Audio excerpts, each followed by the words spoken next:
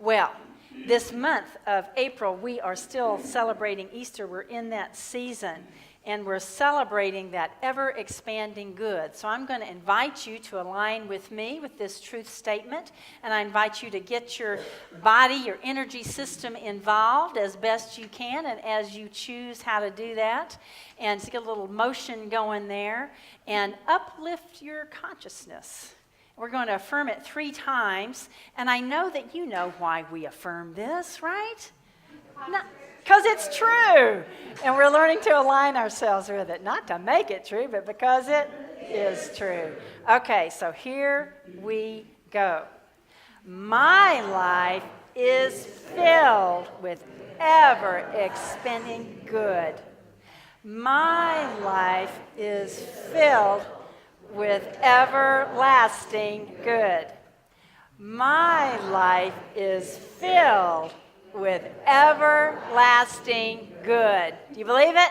Yes. All right, I believe you. I believe that you believe it. Okay, so one day there was this man that approached God, and the man said, you know, God, we human beings are pretty smart.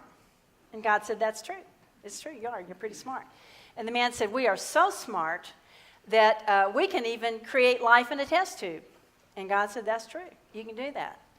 And the man said, and we're so smart that we can create life in a test tube and do so many other things that we have come to this certain conclusion, God, that we're going to fire you because we don't need you anymore.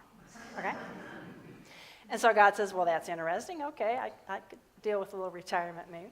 So the man says, okay, so I'm going to demonstrate to you, God, how brilliant we are and how much we don't need you. So the man says, right here, right before you, I'm going to create life.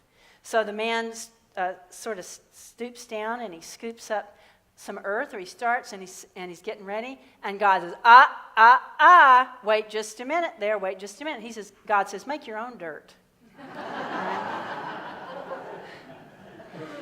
You know, we human beings are funny, aren't we?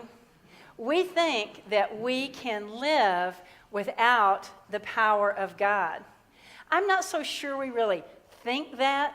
Sometimes it's just sort of a habit, or it's something we take for granted, or it's something that we just sort of learned. It's sort of like how everybody is, or just how it is.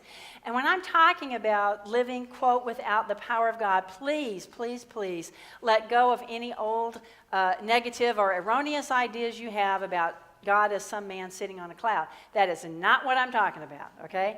God is not just like a giant human being that's out there somewhere. That's not what I'm talking about.